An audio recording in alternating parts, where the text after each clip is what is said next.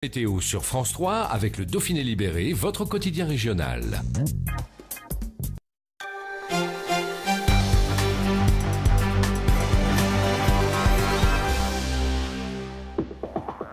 Bonjour à tous, bienvenue dans les Alpes. Tout de suite, les titres de votre journal. Grenoble a désormais un centre spatial universitaire. Des étudiants en électronique, en optique ou encore en mécanique travailleront sur la conception d'un satellite, un nanosatellite chargé d'observer les aurores boréales. Il devrait être lancé dans l'espace en 2020. Ce centre s'appuiera aussi sur toutes les compétences scientifiques présentes dans la capitale dauphinoise. Comme chaque lundi, nous retrouverons Fabrice Légard et sa chronique Alpes Express. L'actualité chez nos voisins suisses et italiens. L'Italie divisée sur la question de l'union civile des couples gays, lesbiens, transsexuels. Le projet sommeille depuis des mois au Parlement. Juridiquement, ces couples n'ont pas d'existence. Enfin, un mot de météo. Les averses orageuses devraient s'estomper pour laisser la place à de belles éclaircies cet après-midi. Température jusqu'à 22 degrés en pleine. C'est l'une des solutions mises en place pour lutter contre la mortalité routière, les radars double sens. Ils marchent depuis ce matin, on en compte 111 en France. 5 ont été installés dans le département de l'Isère, notamment à Saint-Michel-les-Portes, Sonnay, Estrablin, Saint-André-le-Gaz ou encore Montferrat, près du lac de Paladru, où se sont rendus Xavier Schmitt et Dominique Bourget. Voici l'un des 5 radars double sens mis en service en Isère. Son système à double optique permet de flasher les dépassements de vitesse dans les deux sens de la circulation, captant aussi bien l'avant que l'arrière des véhicules.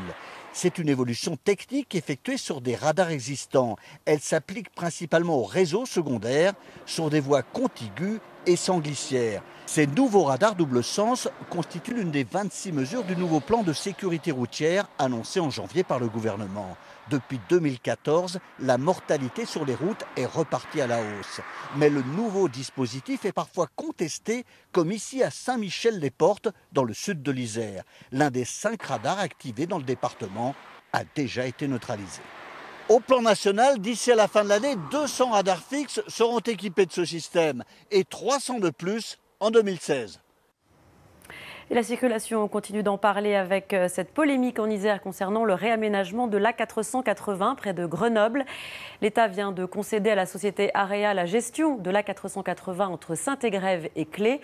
Le nombre de voies devrait augmenter, ce qui n'est pas du goût de tout le monde. Les précisions avec Aurélie Massé.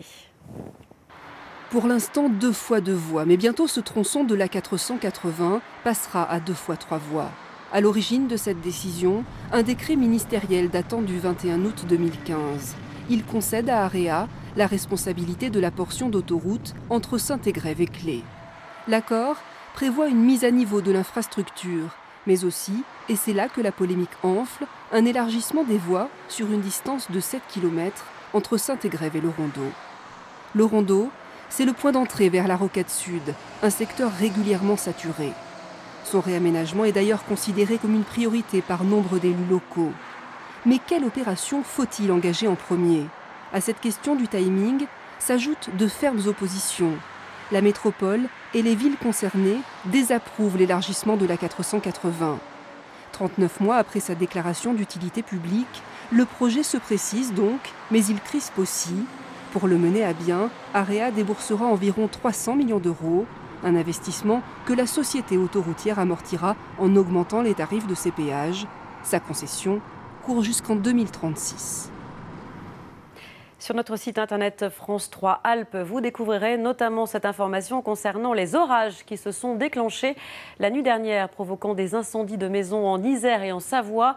Les pompiers sont intervenus à de nombreuses reprises. Plus de détails donc sur notre site internet France 3 Alpes. C'est une grande première pour Grenoble, la création d'un centre spatial universitaire. Chaque année, des étudiants y plancheront sur un projet on ne peut plus concret, la conception d'un satellite, un nanosatellite qui s'envolera en 2020 pour étudier les aurores boréales. Céline Aubert, Jean-Christophe Solari. Ce n'est encore que le symbole de leur dialogue avec l'espace. Cette antenne râteau va permettre en effet d'envoyer des instructions à leur futur satellite à 600 km dans le ciel. C'est le tout premier équipement. Alors bien entendu, après le centre va s'équiper parce que on lancera notre premier satellite en 2020 et pendant tout ce temps-là, nous allons nous préparer avec différents équipements et beaucoup d'équipements qui nous viendront aussi de nos amis industriels qui ont, il faut faut dire que sur Grenoble, il y a énormément de richesses dans le spatial. Un satellite envoyé dans l'espace pour collecter des informations. C'est sur ce projet qu'une centaine d'élèves va travailler cette année.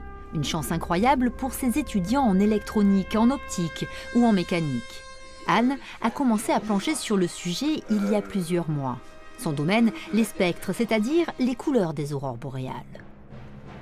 Ce que j'essaye moi de faire dans mon travail, c'est prévoir quelles vont être justement ces couleurs. Est-ce que ça va être plus du vert, est-ce que ça va être plus du rouge, du violet, et ainsi concevoir le satellite de la meilleure manière possible afin qu'il puisse au mieux observer ces aurores. L'étude des aurores boréales, c'est la mission du futur satellite. Un nanosatellite d'une quinzaine de kilos. Pour l'instant, le centre spatial ne peut en concevoir que l'instrument de mesure, mais c'est déjà énorme. Pour cela, il va profiter d'une collaboration précieuse avec les industriels des nanotechnologies, STMicro, EDV ou encore Air Liquide. Bien évidemment, le rêve aussi, c'est que cette synergie, on va dire, se passe bien et que Grenoble devienne un site spatial identifié comme tel, spécialisé dans l'instrumentation miniaturisée. À la fin du mois de septembre, les premiers étudiants devraient arriver dans les locaux du centre spatial universitaire, sur le campus scientifique. Il faudra ensuite 5 années pour concevoir le nanosatellite. Son lancement est prévu depuis la Russie en 2020. Et on s'intéresse à présent à la foire de Savoie qui a débuté ce week-end à Chambéry. On attend 80 000 personnes toute cette semaine. Alors au programme aujourd'hui, c'est une journée dédiée à la femme pour qui l'entrée sera gratuite. À découvrir notamment des bars à ongles, des ateliers maquillage. Tout pour se faire chouchouter, sans oublier à 18 h un spectacle de Chip 'n Dale, spécialement pour vous, mesdames. Alors cette foire de Savoie, elle rassemble plus de 400 exposants. Et cette année, c'est l'excellence de l'artisanat français qui est à l'honneur. La Foire Expo célèbre les MOF, les meilleurs ouvriers de France. Sophie Pellerin et Franck Serroni sont allés à leur rencontre. Dans les allées de la foire de Savoie, le MOF se reconnaît à son cou, tricolore. Voici donc 2 MOF en balade, une tablée de MOF et enfin un MOF à l'ouvrage. Et apparemment un sculpteur sur glace qui fait une démonstration meilleur ouvrier de France. On sent le MOF en lui? En tous les cas, il est habité par ce qu'il fait, oui. On sent, oui. L'homme habité, Ludovic Mercier, est MOF glacier. Ce Haut-Savoyard maîtrise donc l'art du sorbet, du cornet, mais pas uniquement. Quand on passe le titre de meilleur ouvrier de France, on a une grosse épreuve de 4 h, 4 h 30 d'une sculpture sur glace, donc notre chef-d'œuvre qu'on doit présenter sur notre buffet. Ce chef-d'œuvre-ci aura été réalisé en moins d'1 heure. Puis on va venir le nourrir un petit peu le foie gras pendant qu'il termine. À l'intérieur de la foire, les visiteurs se pressent non pas devant des bonimenteurs, mais autour de 2 MOF charcutiers traiteurs et leur foie gras laqué, crumble, noisette café. C'est partie aussi des valeurs des meilleurs ouvriers de France, de montrer finalement qu'est-ce qu'on est capable de faire et puis d'attirer toute la jeunesse là, qui est autour de nous à dire peut-être que plus tard je serai traiteur, charcutier traiteur. Dégustation. On a l'impression que c'est très facile, mais je pense que quand même il y a beaucoup de travail derrière, quoi. Futur meilleur ouvrier de France, meilleure ouvrière de France? Oui, ça donne envie. Si les métiers de bouche sont les plus connus, sachez qu'il existe aussi des MOF en travail du plastique, en imagerie numérique et même en taxidermie. Moins évident pour créer des vocations chez les enfants. Peut-être avez-vous dans votre famille ou votre entourage des gens qui parlent le franco-provençal. Ça ne serait pas étonnant puisque cette langue régionale est bel et bien vivante, et ce notamment dans les Alpes. Mais comme toute chose rare, il faut la protéger et la faire connaître, notamment par le biais d'événements festifs. Exemple ce week-end à Régnier, en Haute-Savoie, avec le reportage de Xavier Schmitt et Dominique Sommet.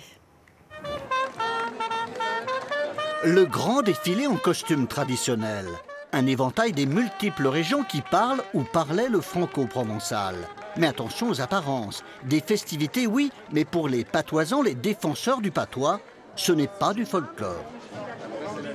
Non, il n'est pas en folklore, il y en a langue. Le problème est qu'il y a l'État français qui en a fait en folklore. Et le folklore, il y en a trappe. Le folklore, c'est un piège en fait. C'est un piège qui est fait pour qu'on considère que les cultures qui existent en France ne sont pas des cultures, mais des choses qui sont définitivement mortes et Maïd Pain, ce qui n'est pas vrai. Le franco-provençal est une langue à part entière, issue du latin et reconnue par les linguistes. Son territoire s'étend de Lyon aux Alpes jusqu'au Val d'Aoste en Italie, en passant par la Suisse romande. 200 000 personnes parlent encore le franco-provençal. C'est une langue vivante dans la mesure où elle est parlée, où elle est transmise, c'est-à-dire qu'il y a encore des parents qui parlent en franco-provençal à leurs enfants, donc des enfants qui apprennent en première langue le franco-provençal. Mais cette langue régionale est fragile. La région Rhône-Alpes apporte son soutien. Elle vient de signer une charte internationale. Elle a pour objectif de coordonner toutes les actions et de développer des actions en faveur de cette langue que nous partageons. Et puis vous êtes reconnu par l'UNESCO. Nous sommes bien sûr reconnus par l'UNESCO qui considère le franco-provençal, comme beaucoup de langues, comme une langue en danger. Amol Patoué, le prédit, le fort prédit, et Sarah en communion à Ouetolou Joanne. Je dis aimer le franco-provençal, le parler, le faire parler, et ça sera encore mieux avec les jeunes. Site internet, édition de livres et de chants, le franco-provençal séduit les nouvelles générations. Et ce n'est pas du folklore. Et on poursuit avec notre chronique Alpes Express, l'actualité chez nos voisins suisses et italiens. Fabrice Légarde m'a rejoint. Bonjour Fabrice. Bonjour Pauline. Et à la une de l'actualité, direction Turin pour une marche d'un nouveau genre en solidarité avec les migrants. Oui, Paolina, alors c'était vendredi soir à Turin, mais aussi dans une soixantaine de villes de la péninsule italienne. Des milliers de marcheurs dans les rues de ces villes, mais vous allez le voir avec une particularité, tous étaient pieds nus. Pieds nus comme ces migrants dépouillés de tout et qui affluent en ce moment de toutes parts vers l'Union européenne. Alors vous l'avez dit, Pauline, c'est avant tout une marche solidaire que les organisateurs ont voulu, parce que le moment est venu de choisir son camp, a-t-on pu entendre dans les défilés, entre le repli sur soi et la solidarité avec les vrais pieds nus, ceux qui n'ont plus rien.